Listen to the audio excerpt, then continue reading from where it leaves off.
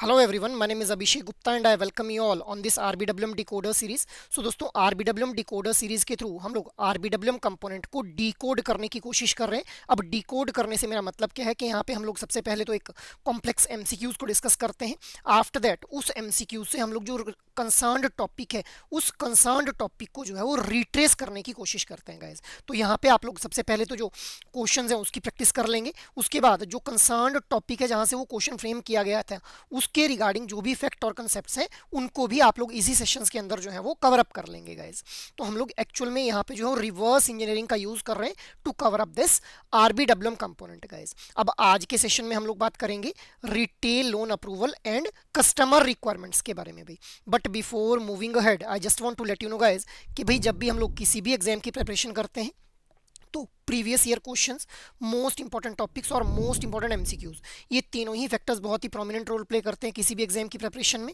तो गाइज अगर आप लोगों का भी यही कंसर्न है रिगार्डिंग योर जेआईबी एग्जाम तो आप लोगों की स्क्रीन के ऊपर अभी जो डॉक्यूमेंट आप लोगों को दिख रहा है इस डॉक्यूमेंट का लिंक आप लोगों को इस वीडियो के डिस्क्रिप्शन में मिल जाएगा, जहां से आप लोग previous year questions, most important topics और most important MCQs for each and every component of JAIIB exam को एक्सेस कर पाएंगे भी। So you can have a look on this particular document और वो भी बिल्कुल फ्री ऑफ कॉस्ट आप लोगों को यहाँ पे प्रोवाइड किए जा रहे हैं।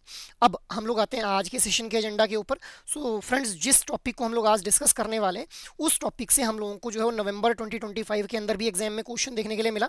अब क्वेश्चन क्या था, according to the applications of Maslow need hierarchy theory in banking which of the financial product is primarily aligned with the customer safety need. So you need to select the most appropriate answer from the options given below. अब ये देखिए, ये जो Maslow need hierarchy theory है it is also a part of customer requirements भाई, it is a sub topic under the customer requirements. तो हम लोग देख पा रहे हैं कि भाई ये जो हमारा कस्टमर रिक्वायरमेंट्स और जो लोन अप्रूवल का प्रोसेस है यहाँ से हम लोगों को लगभग हर साइकिल के अंदर जो है वो क्वेश्चन एग्जाम में देखने के लिए मिल रहा है गाइज। तो अब हम लोग आज की डिस्कशन को स्टार्ट करते हैं। तो सबसे पहले हम लोग जो है यहाँ से केस स्टडी के थ्रू अपनी डिस्कशन को स्टार्ट करेंगे, because case study based question exam के अंदर ज्यादा पूछे जा रहे हैं गाइज। सो केस स्टडी क्या है, mister Rajesh is a senior manager eight zenith bank. A customer miss Ananya who is a software professional approaches the branch for two types of credit facilities, a housing loan for a new apartment and a vehicle loan for a premium sedan. Mr. Rajesh initiate the approval process of retail loan as per the bank standard operating procedures. Miss Ananya has already submitted her application form along with her PAN, Aadhaar and salary slip. The bank uses a standardized scoring model template to evaluate the credit worthiness of applicant. अब यहाँ पे जो है वो एक miss Ananya who is a software professional, उनके द्वारा जो एक हाउसिंग लोन के लिए अप्लाई किया गया और एक वो व्हीकल लोन लेना चाह रही हैं अपनी प्राइम सीडान गाड़ी परचेज करने के लिए। तो इसी के रिगार्डिंग ये केस स्टडी है। Now based on this case study, as per the standard process flow in the bank manual, what is the correct sequence of step Mr. Rajesh must follow to process Miss Ananya's application? So your options are scoring model, verification of KYC, due diligence, then minimum eligibility, या फिर option B में क्या बोल रहा है, सबसे पहले collection of information will be there, verification of KYC will be done, scoring model will be considered, after that minimum eligibility criteria को चेक करेंगे और finally due diligence will be done. Option C क्या बोल रहा है, verification of KYC will be done, collection of information, after that due diligence and finally the scoring model. Option D क्या बोल रहा है, मिनिमम एलिजिबिलिटी पहले चेक की जाएगी, फिर स्कोरिंग मॉडल को हम लोग जो असेस करेंगे, after that due diligence will be done and finally verification of KYC will be done भाई। So what should be the right answer for this particular question? The right answer will be option number B. So देखिए, सबसे पहले हम लोग यहाँ पे करेंगे collection करेंगे इन्फॉर्मेशन की, मतलब जिस मिस अनन्या को अगर जो है वो हाउसिंग लोन और व्हीकल लोन चाहिए तो पहले हम लोग जो है उस मिस अनन्या के द्वारा जो एप्लीकेशन की गई है उसकी रिगार्डिंग इन्फॉर्मेशन को कलेक्ट करेंगे कि भाई कितना अमाउंट का लोन चाहिए, क्या किसके लिए लोन चाहिए, ठीक है, क्या वहाँ पे जो है वो miss Ananya as a security देने वाली है। फिर उस इन्फॉर्मेशन को वेरीफाई किया जाएगा with the help of KYC under KYC guidelines. KYC क्या है, know your customer guidelines. After that हम लोग जो है वो score card model based assessment करते हैं जहाँ पे स्टैंडर्डाइज्ड टेम्पलेट का यूज़ किया जाता है गाइस। फिर अगर स्कोरिंग मॉडल को असेस करने के बाद जो नेक्स्ट स्टेप रहता है that is minimum eligibility criteria को चेक करना and finally due diligence will be done. अब ये क्या होते हैं, ये किस तरह से ये सीक्वेंस हम लोगों को देखने के लिए मिलता है, इसके बारे में अभी हम लोग जो इसके रिगार्डिंग ये जो कंसर्न टॉपिक है इसको अभी हम लोग थोड़ी देर में डिस्कस करेंगे। बट यहाँ पे आप लोग ये समझिए कि किस तरह से जो क्वेश्चन है वो फ्रेम किया गया है। पहले इन्फॉर्मेशन को कलेक्ट किया जाएगा, फिर इन्फॉर्मेशन को वेरीफाई किया जाएगा जाएगा, स्कोरिंग मॉडल के थ्रू असेसमेंट की जाएगी, मिनिमम एलिजिबिलिटी क्राइटेरिया को जो है चेक किया जाएगा कि whether miss Ananya meets the minimum eligibility criteria for housing loan as well as vehicle loan. Last में जो है ड्यू डिलिजेंस मतलब proper verification of the application details will be done guys, ठीक है। So option B will be the right one here. Next is during the final stage of processing mister Rajesh tells his assistant that they need to perform due diligence in the context of retail lending. What does this term primarily signify? So due diligence का मतलब क्या है? Your options are marketing the bank's other products to customer, preparing the loan agreement and mortgage deed, verification of application details and their authenticity, calculating the maximum loan amount based on the scoring model. So यहाँ पे due diligence के regarding question frame किया गया कि भाई due diligence का मतलब क्या है guys? So what should be the right answer? The right answer will be option number C, that is verification of the application details and their authenticity. कि मतलब अगर हाउसिंग लोन के लिए मिस अनन्या ने अप्लाई किया हुआ है तो हाउसिंग लोन के रिगार्डिंग हम लोग देखेंगे कि क्या वो जो जिस घर के लिए वो लोन लिया जा रहा है क्या वो कहीं किसी ऐसी इलीगल एरिया के अंदर तो नहीं घर बन रहा है, क्या वो जहाँ पे घर बन रहा है उस घर की जो रजिस्ट्रेशन है और जिस सोसाइटी के अंदर वो घर है, is that society registered under RERA और स्टेट लॉज और इट इज़ नॉट रजिस्टर्ड। तो इस तरह से हम लोग जो है ड्यू डिलिजेंस वाले स्टेप में वेरिफिकेशन करते हैं एप्लीकेशन डिटेल्स की और उनकी ऑथेंटिसिटी को चेक किया जाता है भाई। तो इसीलिए option C will be the right one here. अब हम लोग आते हैं अपने टॉपिक के ऊपर जहां से ये क्वेश्चन फ्रेम किया गया था एक्चुअल के अंदर। So the topic is approval process of retail loan. So किस तरह से जो रिटेल लोन्स है उनका अप्रूवल किया जाता है। देखिए रिटेल लोन्स हम लोग जानते हैं कि रिटेल जो हमारे एसेट्स होते हैं, रिटेल एसेट प्रोडक्ट्स का पार्ट बनते हैं हमारे जो रिटेल लोन रहते हैं। अब रिटेल लोन को किस तरह से अप्रूव किया जाता है इसके बारे में हम लोग यहाँ पे देखेंगे। तो सबसे पहले जो इन्फॉर्मेशन है उसको कलेक्ट किया जाएगा।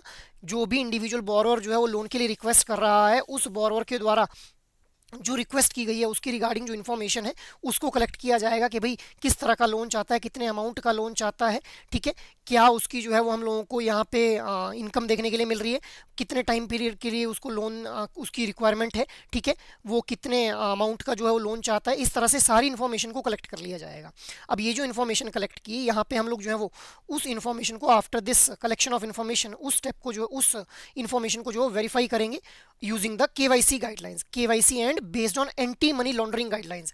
अब ये जो एंटी मनी लॉन्ड्रिंग और जो केवाईसी गाइडलाइंस हैं these are given by Reserve Bank of India. तो रिजर्व बैंक ऑफ इंडिया के द्वारा इन गाइडलाइंस को जो है वो रेगुलेट किया जाता है और इन गाइडलाइंस को फॉलो करते हुए हम लोगों को उस इन्फॉर्मेशन को जो है वेरीफाई करना है जो हम लोगों ने लास्ट स्टेप के अंदर कलेक्ट की थी गई, ठीक है। आफ्टर दैट जब हम लोगों ने वेरीफाई कर लिया उस इन्फॉर्मेशन को तो हम लोग क्या करेंगे स्कोरिंग मॉडल पे बेस्ड जो है वो एक असेसमेंट करेंगे कस्टमर की। मतलब एक मॉडल जो है वो प्रिपेयर किया जाता है बैंक्स के द्वारा जहाँ पे स्टैंडर्डाइज्ड टेम्पलेट्स का यूज़ किया जाता है। स्टैंडर्डाइज्ड टेम्पलेट से मेरा मतलब क्या है कि भाई चाहे कोई लो इनकम कस्टमर है चाहे कोई हाई इनकम कस्टमर है उसको जो है वो हम लोग यहाँ पे इक्वल वेटेज असाइन करते हैं उस स्कोरिंग के हमारे अकॉर्डिंग जो है वो ये जो है वो किस रेंज में फॉल कर रहा है, लो रिस्क है, मीडियम रिस्क है, हाई रिस्क है, उस अकॉर्डिंग जो है वो स्कोरिंग मॉडल के थ्रू हम लोग जो है वो असेसमेंट करते हैं गाइस।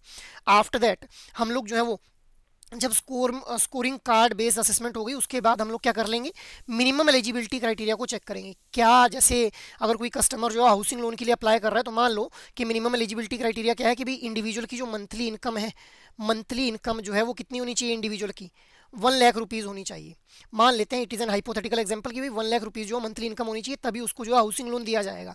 तो क्या इंडिविजुअल उस पर्टिकुलर मिनिमम एलिजिबिलिटी क्राइटेरिया को फुलफिल कर रहा है या फिर नहीं कर रहा है, ये हम लोग चेक करेंगे with the minimum eligibility criteria step. After that जब एक मिनिमम एलिजिबिलिटी क्राइटेरिया को मीट कर रहा है कस्टमर तो हम लोग फाइनली ड्यू डिलिजेंस के ऊपर आते हैं। अब ड्यू डिलिजेंस क्या है? Due diligence means proper verification of the application details. मतलब जो एप्लीकेशन जिस तरह के लोन के लिए एप्लीकेशन की गई है इंडिविजुअल बोरोवर के द्वारा उस एप्लीकेशन डिटेल को प्रॉपर वेरीफाई किया जाएगा और ड्यू डिलिजेंस के बाद फाइनली जो लोन है उसको अप्रूव कर दिया जाता है गाइस, ठीक है। So these are the steps जो कि हम लोगों को ध्यान में रखने हैं which are followed during the approval process of retail loans भी। अब हम लोग ड्यू डिलीजेंस को थोड़ा डिटेल में डिस्कस कर लेते हैं। अब देखिए गाइस ड्यू डिलीजेंस का मतलब क्या है? Verification of the application details. तो जिस तरह के लोन की एप्लीकेशन की गई है उसकी प्रॉपर वेरिफिकेशन की जाएगी। फॉर एग्जांपल अगर व्हीकल लोन के लिए अप्लाई किया गया है तो हम लोग जो इनवॉइस है उस व्हीकल की उसको वेरीफाई करेंगे फ्रॉम द ऑथराइज डीलर। मतलब अगर 15 लाख के व्हीकल लोन के लिए अप्लाई किया गया है तो एक्चुअल में क्या जो व्हीकल परचेज की जानी है उसका एक्चुअल प्राइस 15 लाख है, इस तरह से वेरिफिकेशन की जाएगी। एजुकेशन लोन के केस में हम लोग एजुकेशनल इंस्टीट्यूशन के साथ में वेरीफाई करेंगे regarding the admission and fee details. अब जैसे मान लो किसी ने बीटेक करने के लिए लोन लिया है, अब उसने 20 लाख के लोन के लिए अप्लाई किया, भी इतना मुझे 20 लाख का जो है एजुकेशन लोन चाहिए या 10 लाख का एजुकेशन लोन चाहिए। तो अब क्या एक्चुअल में बीटेक करने के लिए जिस इंस्टीट्यूशन से वो बीटेक करना चाह रहा है वहाँ पे एडमिशन और फी डिटेल्स एक्चुअल में ही जो 10 लाख बैठ रही है या फिर इससे ज़्यादा बैठ रही है, कम बैठ रही है, इस तरह से जो हम लोग वेरीफाई करते हैं। आफ्टर दैट हाउसिंग लोन के केस में हम लोग ये वेरीफाई करेंगे इन द ड्यू डिलीजेंस कि भाई जो डेवलपर है क्या उसके द्वारा मार्केट स्टैंडर्ड्स को फॉलो किया जा रहा है, क्या वो प्रॉम्प्ट डिलीवरी कर देगा घर की, जैसे ही उसको लोन जैसे ही उसको पेमेंट करता है हमारा कस्टमर, तो क्या उसको हमारे कस्टमर को हमारे जिसने हमसे बोरो किया है फंड, क्या उसको घर की प्रॉम्प्ट डिलीवरी कर दी जाएगी बाय द डेवलपर। इसके अलावा हम लोग ये भी वेरीफाई करते हैं कि जो डेवलपर है क्या उसने रजिस्ट्रेशन करवा रखी है रेरा और स्टेट लॉज के अंदर। रेरा क्या है, real estate regulatory authority and state laws. तो जो भी नेसेसरी है क्या वहाँ पे उसने रजिस्ट्रेशन करवा रखी है या फिर नहीं करवा रखी है। तो इस तरह से हम लोग जो ड्यू डिलिजेंस परफॉर्म करते हैं in case of vehicle loan, education loan and housing loan guys. So I hope now this due diligence is also clear to you guys. After that अब हम लोग जब भी ड्यू डिलिजेंस परफॉर्म करते हैं तो यहाँ पे हम लोग जो वेरिफिकेशन करते हैं वहाँ पे कौन कौन से हम लोग जो फैक्टर्स को कंसीडर करते हैं। तो एक तो KYC know your customer guidelines, pan card को वेरीफाई किया जाएगा, इनकम को वेरीफाई करेंगे कितनी उसकी इनकम है, रेगुलर इनकम है, इरेगुलर इनकम है, सेल्फ एम्प्लॉयड है, सैलरीड इंडिविजुअल है। क्रेडिट रिपोर्ट को हम लोग जो वेरीफाई करेंगे, फ़ोन नंबर्स के थ्रू वेरिफिकेशन की जाएगी।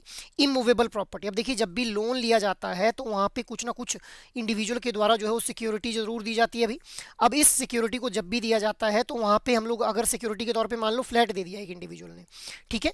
अब अगर फ्लैट है तो वो एक इमूवेबल प्रॉपर्टी होगी तो उसकी वेरिफिकेशन की जाएगी।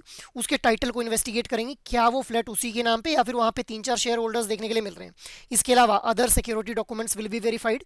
अलॉन्ग विद दिस हम लोग देख पाते हैं कि कई बार बैंक्स के द्वारा जो है हाउसिंग सोसाइटीज़ को भी विजिट किया जाता है इन केस ऑफ होम लोन, कि क्या भी वो हाउसिंग सोसाइटी जो है वो किसी ऐसे इलीगल एरिया के अंदर तो नहीं है, क्या वो हाउसिंग सोसाइटी के अंदर जो भी फ्लैट्स बन रहे हैं, घर बन रहे हैं, क्या वो जो है वो रेरा या फिर स्टेट लॉ के साथ में कंप्लायंस हम लोगों को उनका देखने के लिए मिल रहा है या फिर नहीं मिल रहा है। तो इस तरह से हम लोग जो है वो वेरिफिकेशन प्रोसेस के अंदर जो है वो इन पर्टिकुलर स्टेप्स का ध्यान रखते हैं during the due diligence guys, ठीक है। आफ्टर दैट नेक्स्ट हम लोग बात कर लेते हैं क्वांटम ऑफ लोन के बारे में कि भाई लोन दिया जाएगा, कितने अमाउंट का लोन जो है दिया जा सकता है। अब देखिए गाइस क्वांटम ऑफ लोन जो है it will be based on product और इनकम ऑफ द इंडिविजुअल, कि भाई किस तरह का लोन है और कितनी एक इंडिविजुअल की इनकम है। क्योंकि अगर इंडिविजुअल की इनकम कम है और उसको ज़्यादा अमाउंट का लोन दे दिया तो उससे हो सकता है कि वो डिफॉल्ट कर जाए। सो इन दोनों फैक्टर्स के ऊपर डिपेंड करेगा कि कितना क्वांटम ऑफ लोन जो है वो प्रोवाइड किया जा सकता है। फॉर एग्जाम्पल पर्सनल लोन के केस में हम लोग देखते हैं कि 12 टाइम्स द मंथली इनकम जो है वो पर्सनल लोन दिया जा सकता है। व्हीकल लोन के केस में 4 टाइम्स द एनुअल इनकम। अब this is the catch here, ये ध्यान में रखना है आप लोगों ने कि भाई 4 times the annual income vehicle loan दिया जा सकता है। हाउसिंग लोन के केस में 48 to 60 times the monthly income जो है वो हाउसिंग लोन दिया जा सकता है एक इंडिविजुअल को भाई। सो this is quantum of loan guys. After that अब जब भी हम लोग जो है वो लोन प्रोवाइड करते हैं तो वहाँ पे कुछ ना कुछ बोरोवर के एंड से जो है वो डाउन पेमेंट की जाती है। अब उसी डाउन पेमेंट को हम लोग क्या बोल दे रहे हैं, मार्जिन बोल दे रहे हैं गाइज। अब ये जो मार्जिन है it varies between 15 to 30% based on the value of asset और type of loan. Value of asset मतलब जिस एसेट के लिए लोन लिया जा रहा है उस एसेट की वैल्यू कितनी है, या फिर टाइप ऑफ लोन मतलब एजुकेशन लोन है, होम लोन है, व्हीकल लोन है, किस तरह का लोन है भाई, उसके ऊपर भी डिपेंड करेगा कि डाउन पेमेंट या फिर जो मार्जिन जिसको यहाँ बोला जा रहा है वो कितना रहेगा गाइज। नेक्स्ट इज जब भी हम लोग देखिए लोन लेते हैं बैंक से तो हम लोगों को कुछ रेट ऑफ इंटरेस्ट पे करना पड़ता है बैंक को। अब जो रेट ऑफ इंटरेस्ट है that is generally charged on reducing base in percentage per annum. इसका क्या मतलब है, देखिए लोन के दो कंपोनेंट्स रहते हैं, प्रिंसिपल कंपोनेंट और इंटरेस्ट कंपोनेंट। अब जो प्रिंसिपल कंपोनेंट है मान लेते हैं 100 रुपीज़ है, 10% उसके ऊपर इंटरेस्ट लग रहा है। अब हम लोगों ने प्रिंसिपल अमाउंट की पेमेंट कर ली, अब ये 10 रुपये पेमेंट हो गई, 90 रुपये प्रिंसिपल अमाउंट रह गया। तो जो 10% रेट ऑफ इंटरेस्ट लगेगा अब वो 100 रुपये पे नहीं लगेगा, वो लगेगा रिड्यूसिंग प्रिंसिपल अमाउंट पे। तो यही यहाँ पे बोला जा रहा है कि भाई जो रेट ऑफ इंटरेस्ट है that is charge generally on the reducing base in percentage per annum guys. So ये हम लोगों ने डाउन पेमेंट और रेट ऑफ इंटरेस्ट को डिस्कस कर लिया। आफ्टर दैट अब हम लोग बात कर लेते हैं रीपेमेंट पीरियड के बारे में। सो दोस्तों देखिए रीपेमेंट पीरियड क्या है, जितने टाइम पीरियड के अंदर उस लोन को रीपे किया जाना है बाय द बोरोवर उसी को क्या बोल देते हैं, रीपेमेंट पीरियड बोल देते हैं। अब ये जो रीपेमेंट पीरियड है it is based on the purpose of loan, कि किस पर्पस के लिए लोन लिया जा रहा है। जैसे पर्सनल लोन के केस में 3 to 5 ईयर्स हम लोगों को जो रीपेमेंट पीरियड देखने के लिए मिलता है, व्हीकल लोन के केस में 5 to 7 ईयर्स का रीपेमेंट पीरियड देखने के लिए मिलता है, और हाउसिंग लोन के केस में 5 to 30 ईयर्स का जो रीपेमेंट पीरियड है वो हम लोगों को देखने के लिए मिलता है गाइस, ठीक है। सो ये हम लोगों ने रीपेमेंट पीरियड के बारे में में बात कर ली। अब देखिए यहाँ से आप लोगों से जो है वो multiple statement based question, direct fact based question भी फ्रेम किए जा सकते हैं गाइस, ठीक है। आफ्टर दैट अब यहीं पे हम लोग रीपेमेंट पीरियड को जब डिस्कस कर रहे हैं तो यहीं पे हम लोग दो इंपॉर्टेंट कंसेप्ट्स को डिस्कस कर लेते हैं। First one is FOIR, that is fixed obligation to income ratio, very very important from your examination point of view. अब देखिए इसको पहले हम लोग जो डीकंस्ट्रक्ट कर लेते हैं। फिक्स्ड ऑब्लिगेशन मतलब एक इंडिविजुअल की जो फाइनेंशियल फिक्स्ड ऑब्लिगेशन है उनका हम लोग जो है वो रेशियो ले लेंगे, उनको हम लोग जो डिवाइड कर लेंगे with the income of the individual, उसी को हम लोग क्या बोल देंगे, FOIR बोल देंगे, that is fixed obligation to income ratio भी। अब ये किसके लिए कैलकुलेट की जाती है, it is calculated for the borrowers from the salaried class, जो भी इंडिविजुअल जिनको एक रेगुलर सैलरी आ रही है उनके लिए जो है वो हम लोग FOIR को कैलकुलेट करते हैं। ध्यान में रखना है आप लोगों ने इस चीज़ को। और ये क्यों हम लोग कैलकुलेट कर रहे हैं, सो दैट कि हम लोग ये इंश्योर कर पाएँ कि इंडिविजुअल्स के द्वारा जो मिनिमम टेक होम सैलरी है वो अपने साथ घर ले पाए भाई। मतलब अपनी सारी फिक्स्ड फाइनेंशियल ऑब्लिगेशंस को फुलफिल करने के बाद एक मिनिमम टेक होम पे जो है वो इंडिविजुअल अपने साथ घर ले जाए, इसको हम लोग इंश्योर करते हैं with the help of FOIR। इसके अलावा इंडिविजुअल्स जो है वो एक्सेसिव बोरोइंग्स ना कर लें, मतलब ऐसा ना हो कि इंडिविजुअल की इनकम जो 10,000 रुपये महीना है और उसने जो है वो 15 लाख का लोन ले रखा है अभी, तो इस क्योंकि अगर ऐसा होगा तो फिर वो उसको रीपे नहीं कर पाएगा और वो डेट ट्रैप में फंसता चला जाएगा। तो एक्सेसिव बोरोइंग को अवॉइड करने के लिए भी हम लोग क्या करते हैं, FOIR को कैलकुलेट करते हैं गाइस, ठीक है। So this is fixed obligation to income ratio. After that next is charges and formalities. अब देखिए बैंक्स के द्वारा अलग अलग तरह के चार्जेस जो है लेवे किए जाते हैं, जैसे processing charges, documentation charges, inspection fee, stamp duty या फिर मॉर्गेज चार्जेस। और इसके अलावा अलग अलग तरह की जो भी अदर फॉर्मेलिटीज़ की जाती हैं जैसे documentation, inspection, compliance of terms and condition, तो वहाँ पे बैंक्स को जो है वो ट्रांसपेरेंसी मेंटेन करनी रहती है। अगर बैंक्स ट्रांसपेरेंसी मेंटेन नहीं करेंगे तो उस वजह से फिर जो ट्रस्ट फैक्टर है वो बिल्ड नहीं हो पाएगा, लॉयल्टी फैक्टर जो हो कस्टमर्स का बिल्ड नहीं हो पाएगा विद द बैंक और the product of the bank guys, ठीक है। तो ये भी आप लोगों ने ध्यान में रखना है कि बैंक्स हमेशा जो है वो ट्रांसपेरेंसी फॉलो करें जब भी चार्जेस या फिर किसी भी तरह की अदर फॉर्मेलिटीज जो है वो की जाती हैं with respect to the loan guys, ठीक है। So I hope now this repayment period is also clear to you along with this two concept guys. After that now अब हम लोग जो एक और क्वेश्चन को डिस्कस करते हैं in the form of case study. So Apex Bank is reviewing its retail banking strategy for the upcoming financial year to optimise its product delivery and service models. The bank uses a segmentation model based on the annual income level of its customer measured in lakh per annum. The bank's management has identified that mass market, mass affluent and super affluent segments are the most critical for their volume driven growth भी। तो अब ये apex bank की एक case study आप लोगों के सामने दी गई है जहाँ पे वो अपने जो ऑप्टिमाइज करना चाह रहे हैं अपने प्रोडक्ट डिलीवरी को और सर्विस मॉडल को, जिसके लिए उन्होंने सेगमेंट्स के अंदर जो है अपने कस्टमर्स को डिवाइड कर दिया है। Now Mr. Rajesh, who is a senior corporate executive with an annual income of 4.5 crore, that is 450 lakh rupees, according to the customer segmentation, which segment does Mr. Rajesh fall into? So your options are super affluent, high net worth, super high net worth या फिर mass affluent customer segment। तो देखिए guys, customers को income के basis के ऊपर जो segments के अंदर डिवाइड किया जाता है, अब वहीं से ये क्वेश्चन फ्रेम किया गया है। So what should be the right answer here? The right answer will be option number B, that is high net worth customers guys, ठीक है। तो हम लोग अभी थोड़ी देर के अंदर जो डिस्कस करेंगे कि भाई किस तरह से जो कस्टमर्स को इनकी इनकम के बेसिस के ऊपर जो सेगमेंट्स के अंदर डिवाइड किया जाता है। आफ्टर दैट नेक्स्ट क्वेश्चन क्या है आप लोगों के सामने, the bank's marketing department wants to launch a premium savings account specifically for the mass affluent segments. What is the defined income range for this target group? Your options are 2 lakh to 10 lakh rupees per annum, 50 lakh to 400 lakh per annum, 10 lakh to 50 lakh rupees per annum या फिर above 400 lakh per annum guys. So again यहाँ पे जो है वो mass affluent customer segment के regarding question frame किया गया है। So what should be the right answer? The right answer will be option number C, that is 10 to 50 lakh rupees per annum भाई। अब देखिए गाइस, हम लोग जब भी हम लोग जो है वो रिटेल बैंकिंग की बात करते हैं तो कस्टमर्स बहुत ही क्रूशियल रोल वहाँ पे प्ले करते हैं, बिकॉज कस्टमर्स को ही अल्टीमेटली हम लोगों को प्रोडक्ट और सर्विसेज डिलीवर करने हैं। तो हम लोग क्या करते हैं कि भाई कस्टमर्स को सेगमेंट्स के अंदर डिवाइड कर लेते हैं। अब क्यों डिवाइड करते हैं? सो दैट एक सेगमेंट के जो कस्टमर्स हैं उनकी नीड को बेटर वे में हम लोग जो है एनालाइज कर पाएँ और उस नीड को फुलफिल करने वाले प्रोडक्ट और सर्विसेज उनको प्रोवाइड करवा पाए। तो जब भी हम लोग सेगमेंटेशन करते हैं तो some fundamental assumptions are done by the banks, जो कि बैंक्स को एक सूटेबल प्रोडक्ट को डेवलप करने में हेल्प करती है भाई। अब क्या है वो फंडामेंटल अजम्पशंस? कि भाई customers are different, so are their needs and expectations, मतलब सभी कस्टमर्स अलग अलग हैं, उनकी नीड्स और एक्सपेक्टेशंस भी अलग अलग हम लोगों को देखने के लिए मिलती हैं। इसके अलावा customers can be broadly grouped on the basis of their needs pyramid, income, age, geography and profession. तो अलग अलग पैरामीटर्स हैं जैसे एज, इनकम, जियोग्राफी, प्रोफेशन और नीड पिरामिड, इनके बेसिस के ऊपर जो कस्टमर्स को सेगमेंट में डिवाइड कर दिया जा सकता है। जैसे अब एज की बेसिस पे अगर हम लोग देखें तो middle age customer, old age customer, young customer, geography based rural area में कस्टमर है, मेट्रो एरिया में कस्टमर है, अर्बन एरिया में कस्टमर है। प्रोफेशन के बेस पे कैसे सेगमेंट्स में डिवाइड कर लेंगे, लॉयर्स, इंजीनियर्स, ठीक है, डॉक्टर्स, इस तरह से जो है वो हम लोग कस्टमर्स को सेगमेंट्स के अंदर डिवाइड कर लेते हैं भाई। अब ये जो इनकम और नीड पिरामिड है इनको अभी थोड़ी देर में हम लोग डिस्कस करेंगे।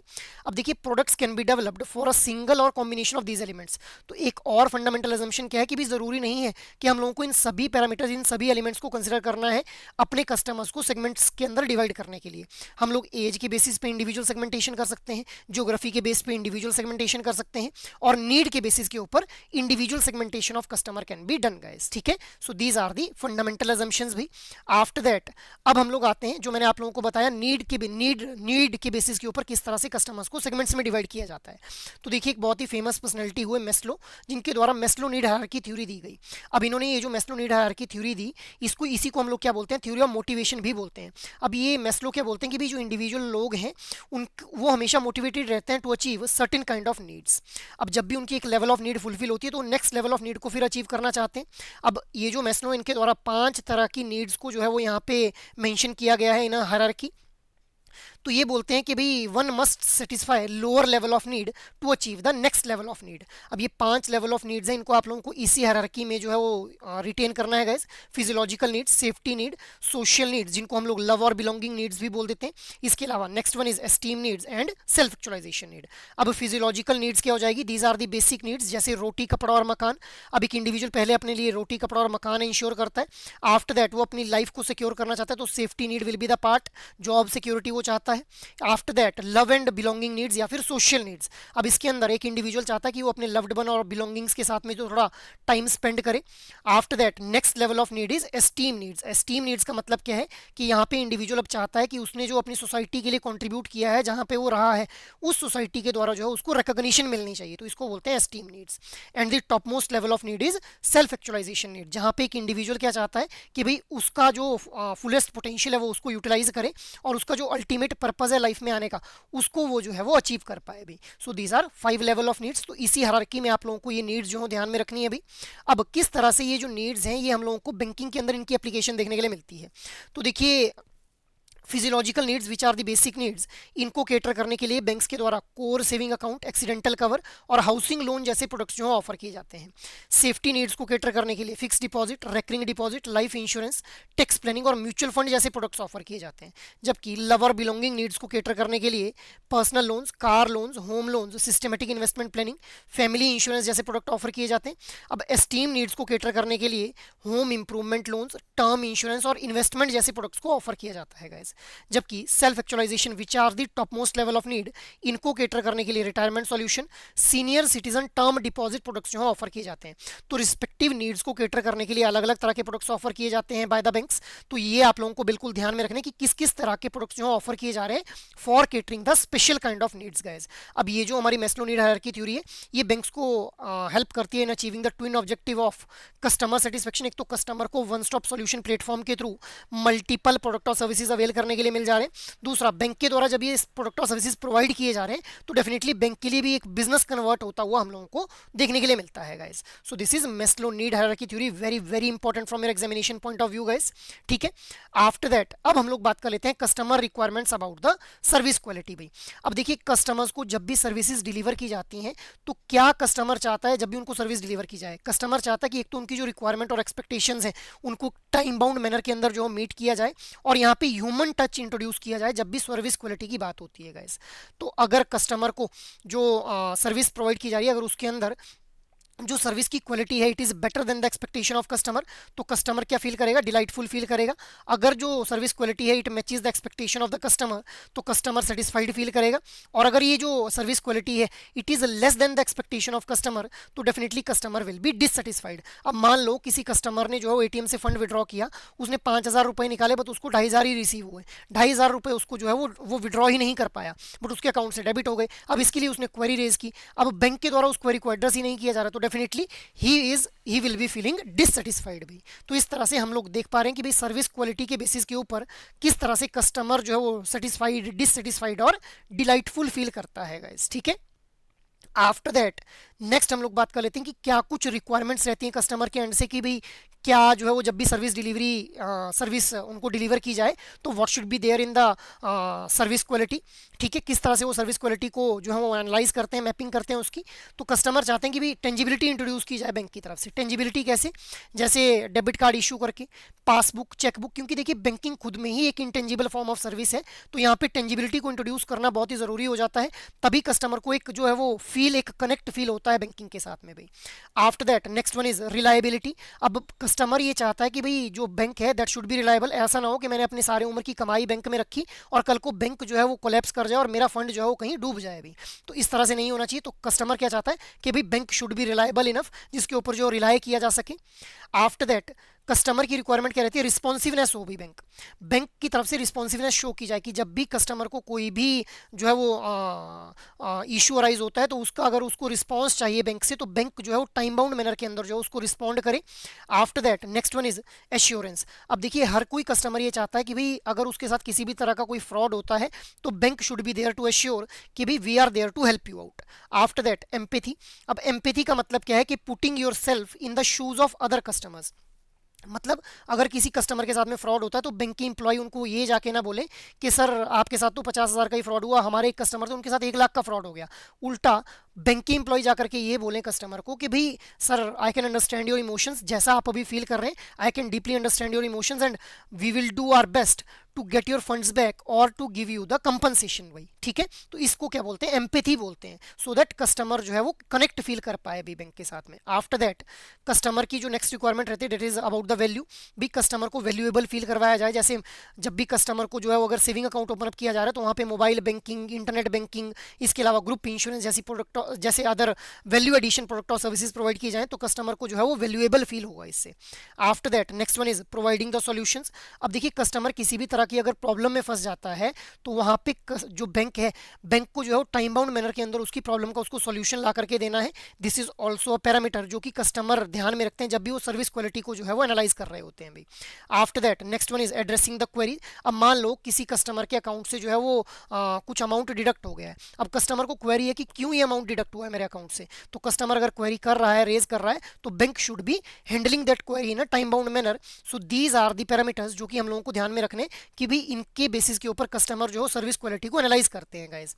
अब बैंक्स के द्वारा क्या किया जा सकता है इन रिक्वायरमेंट्स को फुलफिल करने के लिए, so bank can provide the right product mix. Right product mix का मतलब क्या है कि भाई जिस कस्टमर को जिस तरह के प्रोडक्ट की रिक्वायरमेंट है उसी तरह का प्रोडक्ट, उसकी नीड को फुलफिल करने वाला प्रोडक्ट उसको प्रोवाइड कर दिया जाए।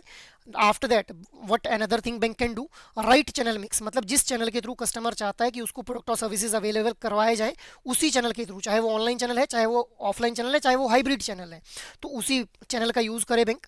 After that structured process time जो बैंक के द्वारा स्पेसिफाई किया जाता है कि भाई इस प्रोडक्ट और सर्विस को प्रोसेस होने में जो है वो इतना एक टर्न अराउंड टाइम रहने वाला है और वो स्टैंडर्डाइज होना चाहिए गाइस, ठीक है। आफ्टर दैट सेटिस्फैक्टरी सर्विसेज अगर बैंक प्रोवाइड करता है तो डेफिनेटली कस्टमर जो है वो डिलाइटफुल फील करेंगे। अलॉन्ग विद दिस अगर इफेक्टिव कम्युनिकेशन होती है, मतलब ट्रांसपेरेंसी मेंटेन की जा रही है कस्टमर के एंड पे, जैसे कोई भी बैंक के द्वारा अगर कोई चार्जेस वगैरह लेवे किए जा रहे हैं तो बैंक के द्वारा कस्टमर को बताया जा रहा है कि क्यों ये चार्जेस लेवे किए जा रहे हैं और कितने परसेंट आप हर महीने किए जाएंगे, क्वार्टरली किए जाएंगे, ईयरली किए जाएंगे। So there should be a transparent dealing along with the effective communication guys. इसके अलावा अगर बैंक के अंदर एक गुड एम्बियंस मेंटेन्ड है, अब देखिए गुड एम्बियंस से मेरा मतलब क्या है कि बैंक में जैसे ही कस्टमर जा रहे हैं ऑफलाइन सर्विसेज लेने के लिए, तो अगर बैंक के अंदर हम लोगों को एक अच्छा सीटिंग एरिया देखने के लिए मिल रहा है, वहाँ पे जो है वो एक वेल अरेंज्ड हम लोगों को सारा अरेंजमेंट देखने के लिए मिल रहा है, तो डेफिनेटली जो कस्टमर है वो डिलाइटफुल फील करेगा, क्योंकि उसको वहाँ पे जो क्यू में जाकर के खड़ा नहीं होना पड़ रहा है, उसको परेशान नहीं होना पड़ रहा है कि मैं कहाँ जाऊँ, किससे पूछूँ, उसको हर चीज़ एक जो है वो अरेंज्ड मैनर में वहाँ पे देखने के लिए मिल रही है। सो इससे भी कस्टमर क्या करते हैं, डिलाइटफुल फील कर पाते हैं। After that effective grievance mechanism. अब देखिए कस्टमर किसी भी तरह का ग्रीवेंस अगर फेस करते हैं तो उस ग्रीवेंस को एड्रेस करने के लिए अगर बैंक के द्वारा एक इफेक्टिव ग्रीवेंस मैकेनिज्म जो है वो ऑप्ट किया जाता है तो definitely customer will be feeling the delightful guys, ठीक है। So these are the steps that can be taken by the bank to make customer delightful. Ultimately customer की रिक्वायरमेंट्स को फुलफिल करना है अभी बैंक्स ने, क्योंकि अगर कस्टमर डिलाइटफुल फील करेगा तो डेफिनेटली बैंक भी जो है वो प्रॉफिटेबिलिटी को अर्न कर पाएगा गाइस, ठीक है। So that is all for today's discussion guys. Apart from this अगर आप लोग किसी भी तरह की गाइडेंस चाहते हैं रिगार्डिंग योर जेआईबी एग्जाम तो आप लोग गाइज एडुटैप की वेबसाइट को विजिट कर सकते हैं, जहां पे जाते ही आप लोगों को कोर्सेज नाम का एक टैब देखने के लिए मिलेगा।